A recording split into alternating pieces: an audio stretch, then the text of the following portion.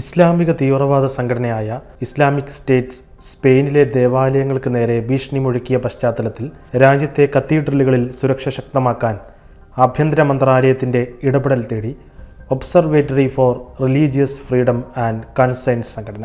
ആയുധധാരിയായ ഒരു തീവ്രവാദിയും സ്പാനിഷ് കത്തീഡ്രലിൻ്റെ ചിത്രവും ചിത്രീകരിക്കുന്ന ലെറ്റ്സ് കിൽ എന്ന ഹാഷ്ടാഗോട് കൂടിയ ഒരു തീവ്രവാദ പോസ്റ്റർ അടുത്തിടെ വ്യാപകമായി പ്രചരിച്ചിരുന്നു.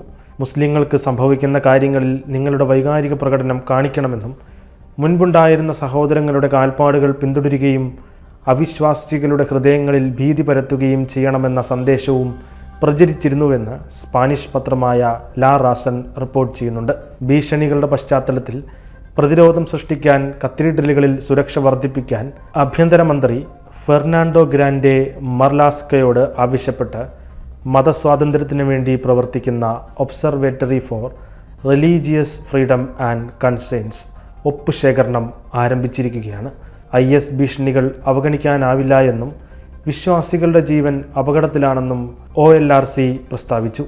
നേരത്തെ സ്പെയിനിലെ അൽ ജസീറാസ് പട്ടണത്തിലെ സാൻ ഇസിദ്രോ, ന്യൂ എസ്ത്ര, സെനോരോ പാൽമ ദേവാലയങ്ങളിൽ കത്തിയുമായി ഇസ്ലാമിക തീവ്രവാദി ആക്രമണം നടത്തിയത് ഏറെ ചർച്ചാ വിഷയമായിരുന്നു.